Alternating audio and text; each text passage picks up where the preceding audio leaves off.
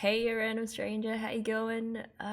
Today is a bit of a unconventional reaction, but I got an interesting request in my inbox a couple of weeks ago, and I get quite a few requests for reactions, which is fine, but this one was a bit different, and I'm so sorry it took me so long to get round to it. Uh, but I do have permission to share the context of the request anonymously, so I'm gonna pull it up here. Yeah, there we go. Right. Dear Ravenclaw, I'm so devastated. But sorry, I guess I should start by saying I love your reaction videos. Started watching your K-On! Reactions because there's not many out there, and it's amazing how you break down everything and genuinely seem to enjoy the story so much. Maybe a bit too much.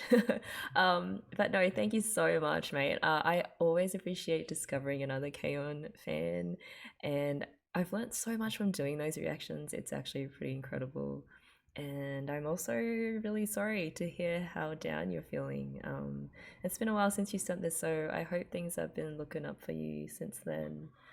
And keep going. So, anyway, the reason why I'm writing to you is kind of a dumb request, but I've been listening non-stop to this song and it makes me cry every single damn time.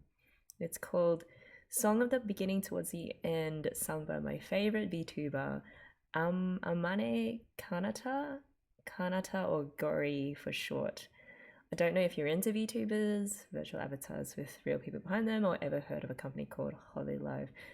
Just to answer your question, I haven't heard of Hololive. Was it Hololive? But I am aware of VTubers. I'd assume that they did mainly gaming streams and the like, but apparently they also sing and do all sorts of innovative stuff, which is pretty cool, and I'm really curious about that. Uh, but to cut a really long story short, Kanata is a sweet angel gorilla who was extremely close to another VTuber, Yakuza Dragon called Kiryu Koko. See, already you had me at Sweet Angel Gorilla and Yakuza Dragon. Um, an old married couple who have supported each other through some really hard times, including being dirt poor and enduring a barrage of hate from aunties. Uh, it's sucks that these are VTubers who obviously have had to go through a lot of hate. Um, and they're massive too. Apparently they have like millions of followers between them. But yeah. Also at the same time, their relationship sounds amazing. Unfortunately, a few days ago, Coco retired, leaving behind millions of broken hearts, mine included. He tuned in every day to watch Coco streams. She was an absolute legend, someone who spoke Japanese and English fluently and introduced a lot of people to the wonderful world of VTubers. To me, she represented someone I could turn to for some joy in what's been such a tough year. I struggle with depression, live pretty much on my own, and work some crazy ass hours just to get by, but Coco streams actually helped me stay sane. Uh, First of all, good on you for sticking it out. Life is hard, and I am rooting for you, man. I'm also happy that you found something that you could draw strength from. This Yakuza Dragon VTuber sounds amazing, and I think a lot of people dismiss how positive VTubing can be. It's not always toxic or degenerate. It's got its own culture, its meme culture, and the fact that she had such a big impact on you and so many people proves that you should never underestimate something I think is already pretty massive, VTubing and streaming, but will only grow exponentially over the years. And yeah, I mean, your email has definitely made me want to find out more about VTubers. Again, I know it's probably seems really stupid. It's not, don't worry. And I don't really have friends that get it, but I was broken by the news of Coco's retirement, although not as much as the girls who worked with Coco and Hololive, and definitely not as much as Kanata, who basically lost her wife, best friend, and colleague. At least in the VTuber world, the two still live together in real life, which is about the only thing giving me hope that they'll be okay. Okay, I'm glad to hear that as well. It's pretty cool that actually they worked together online, but then they actually could support each other in real life, which is pretty awesome because, yeah, the internet can be a pretty shit place sometimes, but as your message has proven, it can also be pretty cool and wholesome. Yeah, still a bit more. So this is already way too long, but when I watched your K-On video where you did the music analysis for episode 13, which was awesome, and I really liked how you were able to get into the deeper themes of the music. Also, it's so cool you play the piano and can just play songs by ear. Thank you. So I was wondering if maybe you could give Kanasha's song a listen and see what you think. Even if you're not a fan of VTubers or don't know about Hololive or Kana Coco, which is a really cute couple name, it would just be interesting to get your thoughts and I would appreciate it a lot. Otherwise, please ignore, which obviously I will not do, and keep up the good work. Okay, yeah, thank you so much, random stranger, for writing in and for being so open and sharing your thoughts and for, I guess, peeling back the curtain on the deeper world of VTubers. I started this channel wanting to learn new things, and VTubing is definitely an area that I want to get more into. And I'm also curious to hear the song that's had such an impact on you, and I'll see what I can hear. All right, I've got it pulled up here. The very first song reaction. The artwork is beautiful. This is obviously Kanata. I can see the wings. Definitely angelic looking. I don't know how the gorilla part comes in.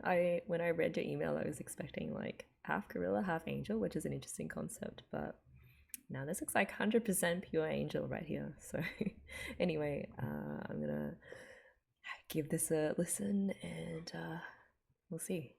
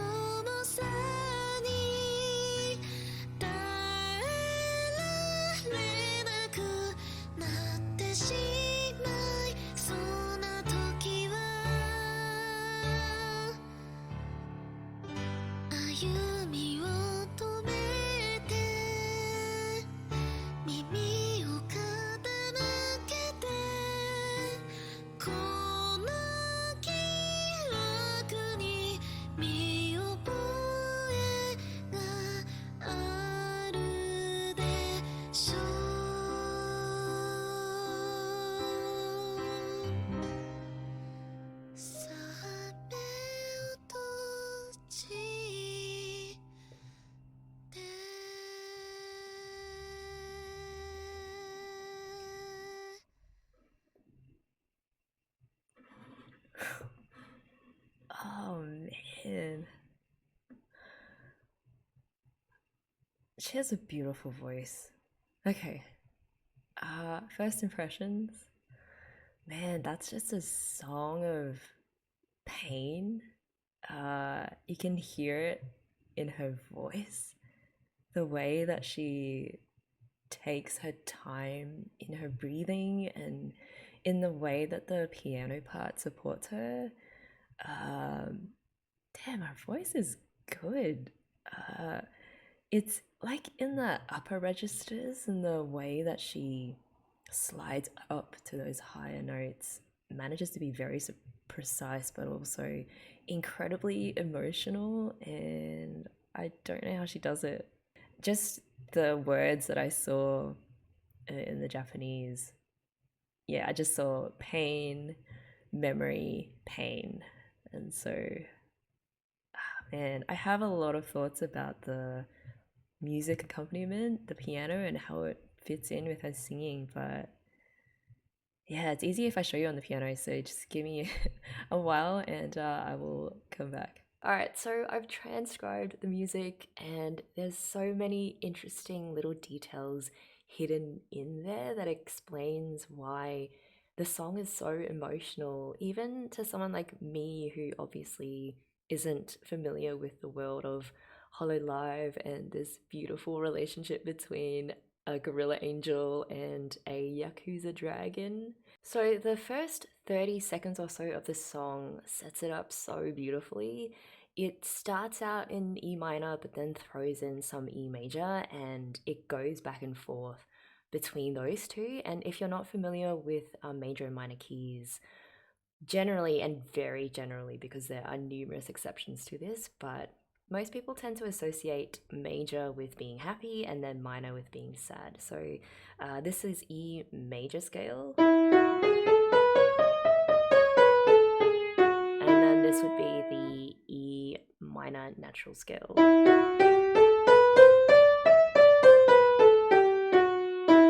And then what the intro does by going back and forth between the two is that it creates this ambiguity over whether the singer is feeling happy or sad, and it's likely both, right? Like there's immense sadness, but it's intermingled with traces of happiness, and it's like she doesn't want to say goodbye, but she'll say it holding on to the good times and the good memories that she has with this person that she's saying goodbye to.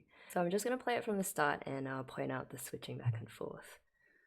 It starts in E minor, E major, back to E minor.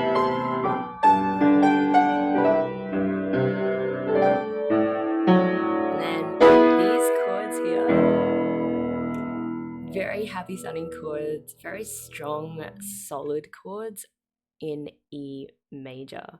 But then after I play those chords,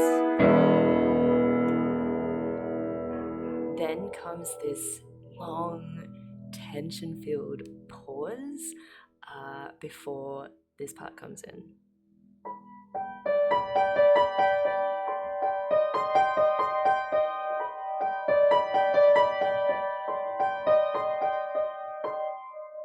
Yeah, so I really like these simple broken chords. So a broken chord is, for example, I play this one. This is a chord. A broken chord is just a chord that's whose notes is played separately. So when I'm playing these notes and the upper register of the piano, I'm holding my breath. I'm also feeling this weight of emotion, because you'll notice that the broken chords are irregular in rhythm. So what that means is I'm not actually playing them exactly on the beat. It's very much emotionally driven. So for example, if I play these notes on the beat,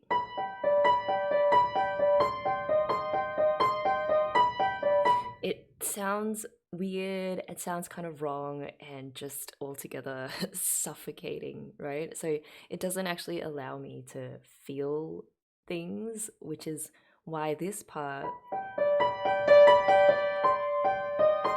is played more freeform to allow for that emotion to come through. So when Kanata comes in, it's haunting and heartbreaking and kind of breathy as well. She does this interesting thing with her voice where she'll take a little breath before the start of the next phrase, and almost as if singing this song is painful for her, which it probably was, and she needs to catch herself a little before moving on to the next part.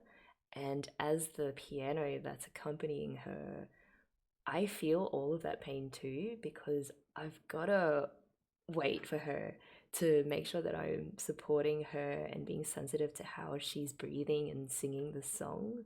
And the waiting, the breathing, all of that creates this very palpable tension, which is a huge part of why this song feels so heavy and emotion laden, despite just being the piano and Kanata singing. One last thing about the intro before I move on, this was really interesting as well.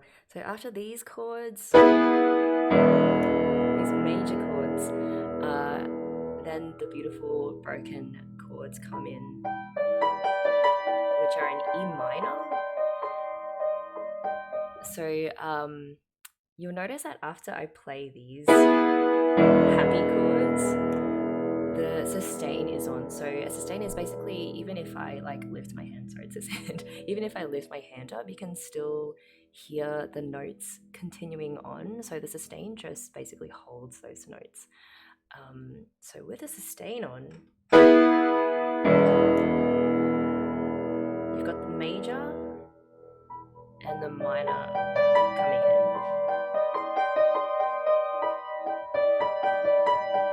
So what happens is all of those notes just clash together, and the sustain makes them all just mingle with each other, and you can hear the major and the minor just, clashing. And again, it feels like it reflects that immense conflict between something really sad happening, but also wanting to be positive about it and wanting something good to come out of it. So this simple sustain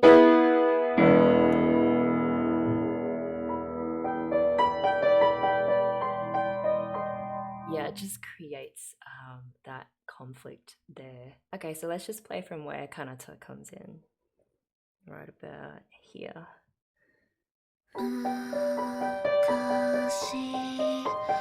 それは遠い昔未来はまだまだずっと先できっと今とは違う日々が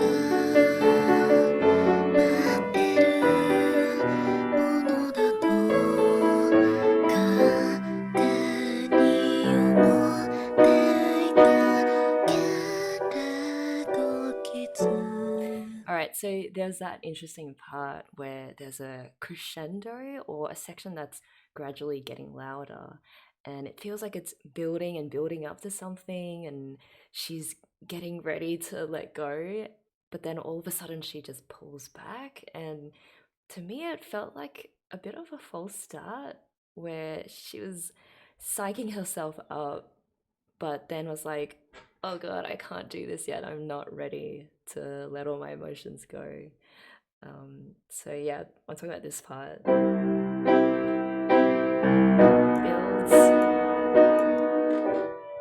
and then it just goes back to this soft chords. Okay, so let's keep going. 持っていたけれど気づく未来はどにいやなんでもないよだけどね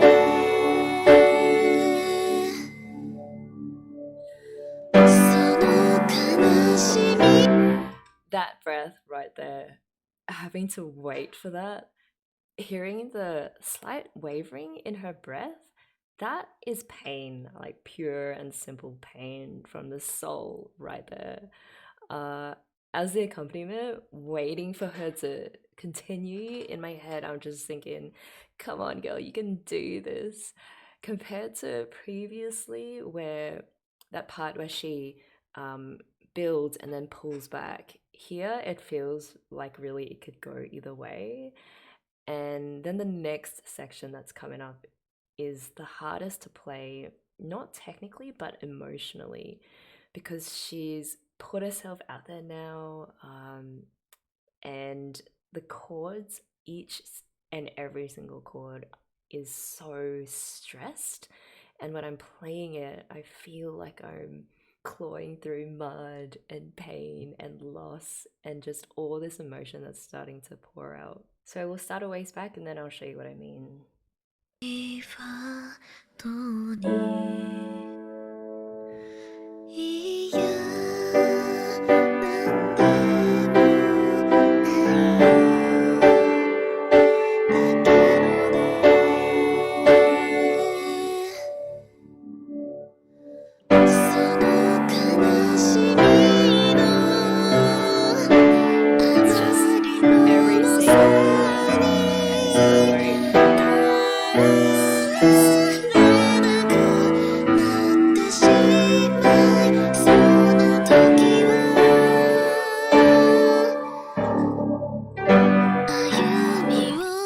So, normally what I tell my piano students is to never stress every single note of every single bar.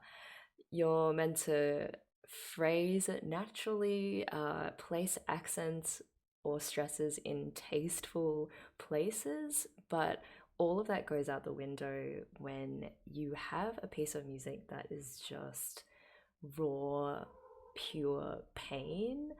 And so to match the emotion that she's putting into her voice, I gotta dig pretty deep, and I'm putting force behind every chord and note that I play, which makes playing that particular section pretty intense. The slowing down of the beat as well builds that tension. And again, more than any other place in the piece, I'm constantly waiting on her breathing and just kind of like praying that she can actually get to the finish of this song. So this part in particular.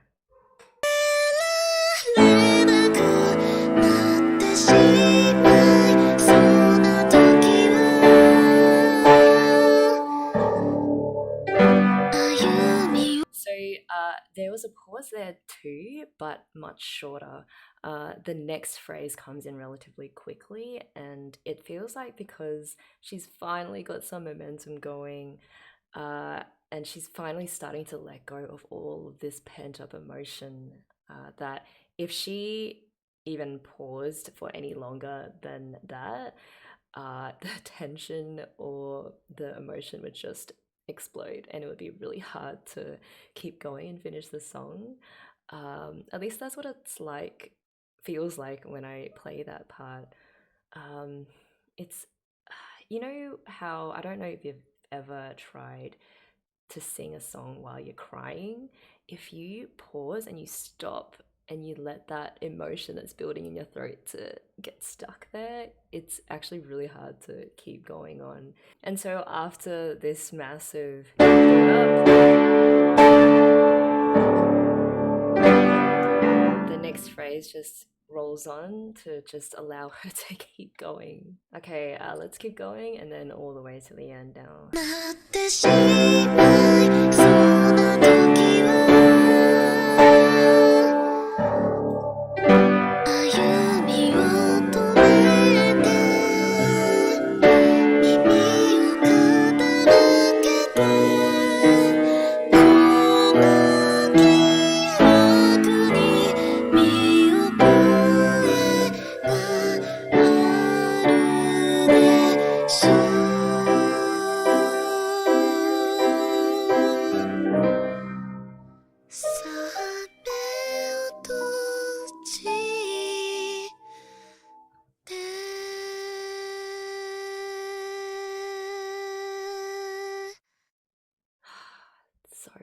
I love how they finished the song. Okay, so here it definitely feels like everything's been let out. Kind of feels like I'm drained at this point. And what was most interesting to me is those last few bars where you have this.